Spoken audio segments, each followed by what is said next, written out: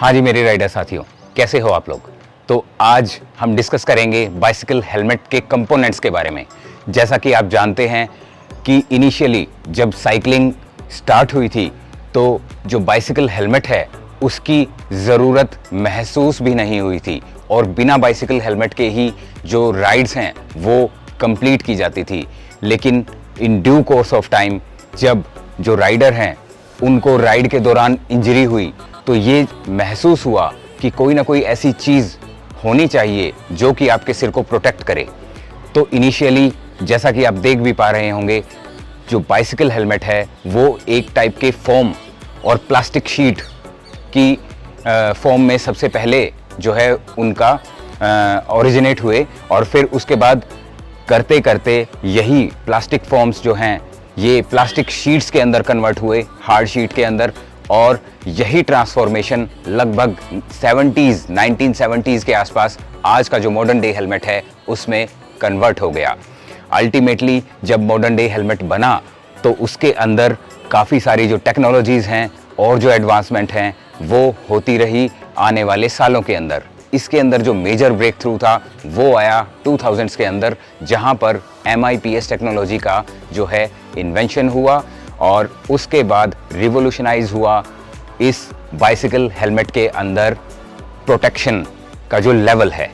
तो उसी हेलमेट के जो कंपोनेंट हैं, जो बेसिक कंपोनेंट हैं, आज मैं उनके बारे में आपको बताऊंगा और ये बताऊंगा कि किस तरीके से उन्हें मैन्युफैक्चर किया जाता है। केवल जो बेसिक्स हैं मैं आपको उनके बारे में बताऊंगा ताकि जो चीज़ आप पहन रहे हैं, जिस हेलमेट का आप राइड के दौरान इस्तेमाल कर रहे हैं, कम से कम उसके जो बेसिक्स हैं वो आपको पता हों।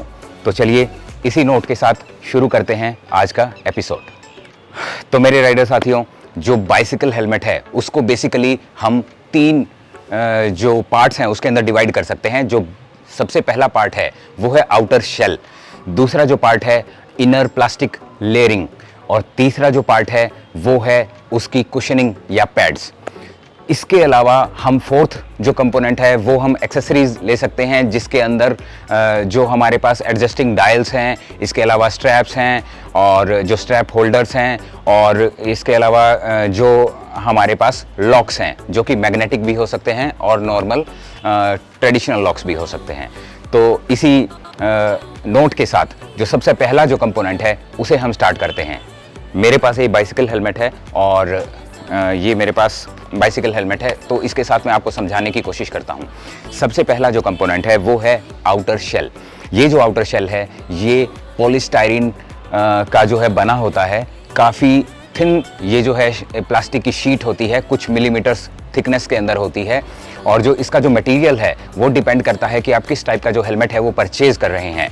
अगर आप थोड़ा सा सस्ती क्वालिटी का जो हेलमेट है या कम पैसों का जो हेलमेट है अगर आप परचेज करेंगे तो आप पाएंगे कि उसके अंदर जो क्वालिटी ऑफ मटेरियल है वो थोड़ा सा लोअर ग्रेड का होगा। लेकिन जैसे ही आप प्रीमियम हेलमेट्स की तरफ जाएंगे तो वहाँ पर जो मटेरियल है वो भी अपग्रेड होगा।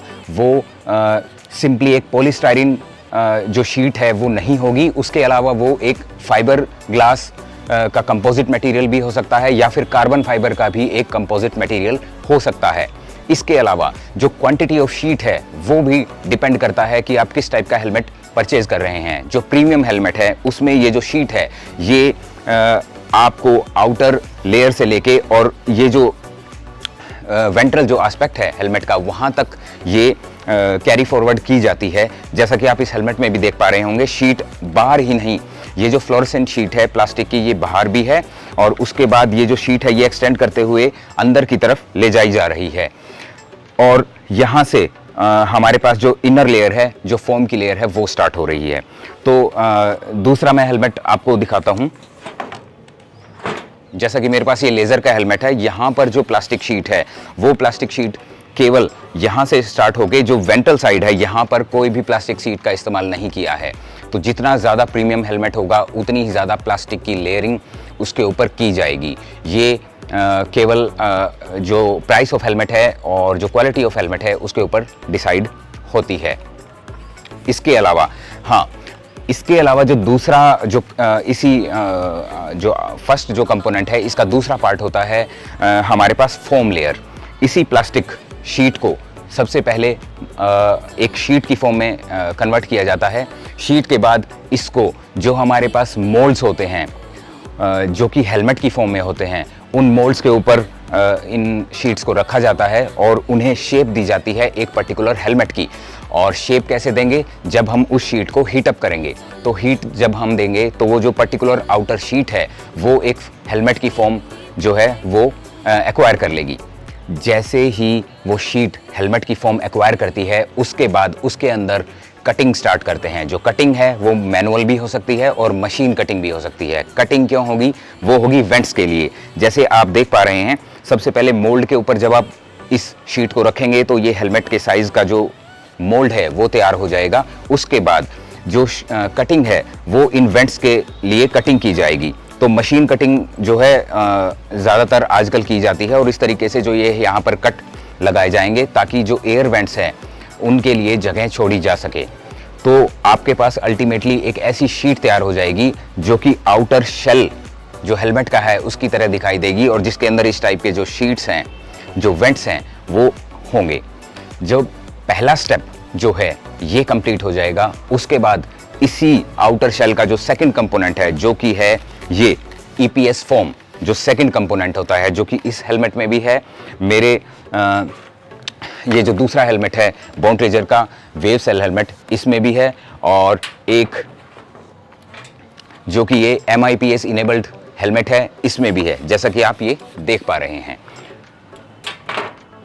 तो अब जो ये सेकंड जो पार्ट है आउटर कंपोनेंट का वो है ईपीएस फॉर्म।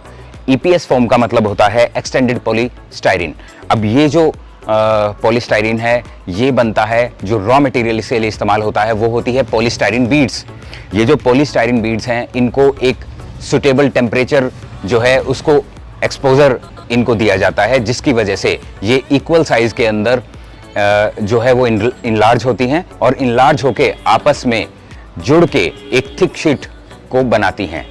और जैसे ही उस पर्टिकुलर टेम्परेचर के ऊपर इस थिक शीट को एक पर्टिकुलर मोल्ड जिसकी शेप हेलमेट के जैसी है उसके ऊपर इसको रखा जाता है और इसको फिर से, जैसे कि जो आउटर प्लास्टिक शीट को डिज़ाइन दिया गया था हेलमेट का, इसे भी वैसा ही डिज़ाइन हेलमेट का दे दिया जाता है। और वो जो प्लास्टिक की शीट है जो कि ईपीएस फॉर्म से बनी हुई है वो हेलमेट की फॉर्म में हमारे पास जो है तैयार हो जाती है। उसके बाद क्या होता है कि ये जो ईपीएस फॉर्म है और ये जो आउटर प्लास्टिक शेल है, इन दोनों को एक दूसरे के साथ जोड़ दिया जाता है, एक हाई क्वालिटी ग्लू की हेल्प से। और इसी तरह तैयार हो जाता है हमारा ये जो है आउटर शेल। ये जो आउटर शेल है ये फर्स्ट लाइन ऑफ डिफेंस है हमारी प्रोटेक्शन के लिए। जब भी कोई राइडर अनफॉर्चुनेटली किसी भी एक्सीडेंट या फिर किसी भी क्रैश को एनकाउंटर करता है, तो जो अगर उसका जो हेड है कहीं पर भी किसी भी लेवल पर हिट करता है, तो इसका काम है इस आउटर शेल का कि जो एनर्जी डायरेक्टली आपके स्कल के अंदर, ब्रेन के अंदर जा रही है, उस एनर्जी को डिस्पर्स करेगा। तो फर्स्ट लाइन ऑफ डिफेंस हो जाती है हमारे पास आउटर शेल। अब यहाँ पर आपको एक चीज़ ध्यान रखनी है, जब भी आप हेलमेट परचेज करते हैं तो आप कोशिश कीजिए कि किसी से सेकंड हैंड हेलमेट परचेज ना करें। क्यों? क्योंकि अगर कोई हेलमेट ऑलरेडी किसी भी डैमेज से इनकाउंटर्ड है या फिर किसी भी इम्पैक्ट से इनकाउंटर्ड है, तो उसके चांसेस हैं कि जो ईपीएस फॉर्म है उसका डैमेज है। अगर किसी भी हेलमेट का ईपीएस फॉर्म डैमेज है तो आप उस हेलमेट को परचेज करने से अवॉइड कीजिए। कोशिश कीजिए कि आप हमेशा अपने लिए एक नया फॉर्म जो है, जो नया हेलमेट है वो परचेज करें। आजकल रिसर्च एंड डेवलपमेंट इतनी एडवांस हो गई है कि जो ईपीएस फॉर्म की क्वालिटी है, जो आज से लगभग 10 या 15 साल पहले जो हेलमेट आते थे उनसे कहीं ज़्यादा अच्छी क्वालिटी आई है। तो वो जो ईपीएस फॉर्म है वो मल्टीपल इम्पैक्ट्स को भी सहन कर सकता है as compare to the helmets that were available 10 to 15 years ago. So every time you make your mind to purchase any helmet, go for a new helmet. And if in any case you want to purchase second hand helmet, you see the EPS form whether it is damaged or not. तो Riders, अब जो second component है जिसके बारे में हम discussion करेंगे वो है प्लास्टिक नेट। एक ऐसा राउंड एक टाइप का एनवलप, एक ऐसा एनवलप है जो कि राउंड एनवलप है, जो कि जो फर्स्ट लेयर है, आउटर लेयर, उस लेयर के अंदर जो है वो जो है लगाया जाता है। जैसा कि आप इसमें भी देख पा रहे हैं, ये जो अंदर जो प्लास्टिक की जो नेट है, ये राउंड शेप के अंदर इसको लगाया गया है और ये आपके हेड को एक तरह से जकड़ती है, एक तरीके से स्टेबल रखती है इस पर्टिकुलर हेलमेट को आपके सिर के ऊपर। अब ये जो इनर जो लाइनिंग है, ये जो लाइनिंग है ये पॉलीस्टाइरीन मटेरियल की, हाई क्वालिटी प्लास्टिक मटेरियल की जो है ये बनती है। इसके अलावा इसके अंदर जो लगभग 2000 के अराउंड जो एडवांसमेंट हुई हैं, यानी कि जो लेवल ऑफ प्रोटेक्शन इस हेलमेट का जो इंक्रीज हुआ है वो भी इसी लाइनर के अराउंड ही हुआ है। यहाँ पर मेनली 2 टेक्नोलॉजीज़ हैं जो कि डिस्कवर हुई हैं। सबसे पहली जो टेक्नोलॉजी है वो है MIPS टेक्नोलॉजी, जहाँ पर इसी लाइनर के साथ एक एक्स्ट्रा जो है, एक स्लिप लाइनर जो है, एक स्लिप लेयर जो है वो ऐड ऑन कर दी जाती है। जैसा कि मैं आपको दिखाता हूं, सिंपल नेट जो है वो आपने देख लिया है। इसके बाद ये जो हेलमेट है, ये देखिए, ये एक MIPS इनेबल्ड हेलमेट है। यहाँ पर क्या खास बात है, यहाँ पर प्लास्टिक लेयर के साथ साथ एक आप येलो कलर की एक लेयर और देख पा रहे होंगे। ये जो येलो कलर की लेयर है, ये एक एक्स्ट्रा लेयर है जो कि MIPS सिस्टम या टेक्नोलॉजी का पार्ट है, जो कि एक पेटेंट टेक्नोलॉजी है। तो ये जो टेक्नोलॉजी है ये एक एडवांसमेंट है आपकी प्रोटेक्शन के लिए। ये काम कैसे करती है, जब भी कोई राइडर किसी भी एक्सीडेंट या क्रैश के अंदर इन्वॉल्व होता है और जो उसका हेड है किसी भी पार्ट के ऊपर किसी भी एंगल से हिट करता है, तो जो एनर्जी जनरेट होती है जो कि आपके ब्रेन में जानी चाहिए, उसे वो डिस्पर्स करता है अलग डायरेक्शंस के अंदर, जिससे कि जो उसका इम्पैक्ट है वो काफ़ी मिनिमाइज हो जाता है और आपके ब्रेन को अल्टीमेटली ये प्रोटेक्ट करता है। तो जो सेकंड पार्ट है, जो सेकंड कंपोनेंट है, उसके अंदर ये प्लास्टिक लेयर और इसके अलावा जो MIPS सिस्टम। अब दूसरी जो टेक्नोलॉजी है जो कि डेवलप की है ट्रैक कंपनी ने, जो कि एक USA की कंपनी है, उसको कहते हैं हम वेव सेल। वो हेलमेट भी मैं आपको आज दिखाता हूं। ये जो हेलमेट है इसमें MIPS का एक और इन्हांस्ड जो है वो क्या बोलते हैं, फोम है। तो इसमें क्या करते हैं कि जो सेकंड प्लास्टिक जो लेयर है, उस प्लास्टिक लेयर के साथ यहाँ पर एक 3D जो है लेयर जो है इन्होंने प्लास्टिक की, जो कि आप यहाँ पर देख पा रहे होंगे। ये देखिए, ये जो लेयर है एक टाइप से वेवी जो लेयर आप 3D लेयर देख पा रहे हैं, इस टाइप की लेयर उन्होंने इस हेलमेट के अंदर जो है इम्प्लांट की है। और वो ये दावा करते हैं कि जिस तरीके से MIPS सिस्टम काम करता है उसी तरीके से और उससे भी ज़्यादा इफेक्टिव तरीके से जो है इनका ये जो वेव सेल टेक्नोलॉजी है काम करती है और मैक्सिमम एनर्जी डेसिपेट करती है, जो कि आपकी ब्रेन की तरफ नहीं जा पाएगी। तो जो सेकंड कंपोनेंट है उसमें हमने बात की है इनर जो plastic polystyrene lining along with 2 technologies, number 1 MIPS, number 2 wave cell technology. तो अब हमने 2 जो कंपोनेंट हैं वो इस हेलमेट के डिस्कस कर लिए हैं।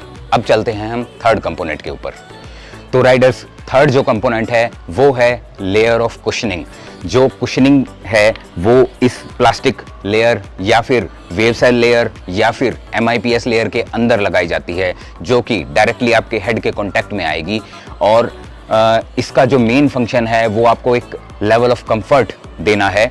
और ये जो कुशनिंग है इसे रिप्लेस भी किया जा सकता है और ये एक टाइप की हाई क्वालिटी फाइबर और फोम जो है वो इसमें इस्तेमाल किया जाता है। जैसा कि मैं आपको इस हेलमेट में दिखाता हूँ, ये MIPS इनेबल्ड हेलमेट है और इसमें जो ये आप ब्लैक लेयर देख रहे हैं, यहाँ पर ये जो ब्लैक लेयर है ये एक फोम की लेयर है जो कि रिप्लेसेबल होती है, वॉशेबल होती है और हाई क्वालिटी फोम जो है इसके अंदर इस्तेमाल होता है। ऐसे ही दूसरा जो हेलमेट है जो कि एक वेव सेल हेलमेट है, यहाँ पर भी एक आप रेड कलर की जो लेयर है वो आप देख पा रहे होंगे। ये जो रेड कलर की लेयर है ये भी रिप्लेसेबल है और एक टाइप का कुशनिंग जो है, जब भी आप इस हेलमेट को पहनते हैं तो कुशनिंग वो प्रोवाइड करती है। और राइडर्स, फाइनली हम एक फोर्थ जो कंपोनेंट है उसके बारे में भी डिस्कस करेंगे। वैसे तो मैंने बेसिकली आपको कहा था कि 3 कंपोनेंट है, लेकिन फोर्थ जो है वो एक टाइप का कंपोनेंट ना कहें या फिर इसका एक पार्ट कहें हेलमेट का, वो है। तो यहाँ पर हमारे पास क्या चीज़ें हैं, यहाँ पर मेनली हमारे पास है स्ट्रैप्स, डिवाइडर, इसके अलावा जो लॉक हैं, ठीक है। तो ये जो चीज़ें हैं, स्ट्रैप जो है हमारे पास नायलॉन का जो है वो बनाया जाता है। इसके अलावा जो हमारे पास लॉक्स हैं, लॉक्स हमारे पास एक कन्वेंशनल लॉक हैं, जैसे कि इसके अंदर एक कन्वेंशनल लॉक है जिसका इस्तेमाल किया गया है, प्लास्टिक कन्वेंशनल लॉक, ये इस तरह काम करता है। इसके अलावा मैग्नेटिक लॉक्स जो हैं वो भी कई हाई एंड हेलमेट्स के अंदर हमारे को मिलते हैं। और इसके अलावा जो एक टाइटनिंग जो डायल है, जो कि हेलमेट के जो रियर के अंदर हम इस्तेमाल करते हैं, जो रियर के अंदर जो इस्तेमाल होता है, वो भी एक जो फोर्थ कंपोनेंट है उसका पार्ट है। तो इस टाइटनिंग डायल के अंदर भी बेसिकली 2 टाइप के टाइटनिंग डायल हैं। एक वो जो कि कंपनी खुद डेवलप करती है, और जब भी हम इस हेलमेट को पहनते हैं तो इसको हम जब क्लॉकवाइज जब इसको रोटेट करेंगे तो ये हमारे हेलमेट को बड़ी प्रॉपरली स्मग कर देगा और हमारे सिर के साथ। जैसा कि मैं आपको पहन के दिखाता हूं, जब मैं इस हेलमेट को पहनता हूं तो अब ये थोड़ा सा लूज है और मैं इसको यहाँ से मैंने इसे लॉक किया। लॉक करने के बाद मैं इसे क्लॉकवाइज ऐसे मूव करता हूं तो टाइटली इस हेलमेट ने मेरे सिर को जो है वो पकड़ लिया है। चलिए, अब इसके अंदर 2 टाइप के जो टाइटनिंग डायल हैं वो हमारे पास अवेलेबल हैं। जैसा कि मैंने एक का जिक्र किया था जो कि है हमारे पास कन्वेंशनल, और दूसरा है हमारे पास बोआ सिस्टम। ये काफ़ी एडवांस हाई क्वालिटी सिस्टम है जो कि प्रीमियम हेलमेट्स के अंदर इस्तेमाल होता है। जैसे इस हेलमेट के अंदर बोआ सिस्टम है जो कि लॉक, अनलॉक, लूज, टाइट करने के लिए इस्तेमाल होता है। इसके अलावा ये जो हेलमेट है यहाँ पर एक कन्वेंशनल डायल है जो कि इस्तेमाल किया गया है। तो राइडर्स, सब डिपेंड करता है कि आप का बजट कितना है, आप कितने पैसे अपने हेलमेट के ऊपर खर्च करना चाहते हैं या खर्च कर सकते हैं। तो उसके हिसाब से ही आपको हर कंपोनेंट की जो क्वालिटी है वो इम्प्रूव्ड दिखाई देगी। हर जो कंपोनेंट है उसके अंदर जो सेफ्टी का लेवल है वो इम्प्रूव्ड दिखाई देगा, और जो उसके एस्थेटिक्स हैं वो भी इम्प्रूव्ड दिखाई देंगे जब आप अपना जो बजट है वो एक्सटेंड करेंगे from lower to higher end. तो इसी नोट के साथ आशा करता हूं कि आज आपने काफ़ी कुछ इस एपिसोड से सीखा होगा। आपका समय शायद मैंने ख़राब ना किया हो। अगर आपको लगता है कि मैंने आपका जो टाइम है वो ख़राब नहीं किया और आपको कुछ वैल्यू इस पर्टिकुलर वीडियो से मिली है, तो इस चैनल को सब्सक्राइब कर लीजिए प्लीज़, इस वीडियो को लाइक कर दीजिए, और इसी नोट के साथ मिलते हैं अगले वीडियो के अंदर। Thank you.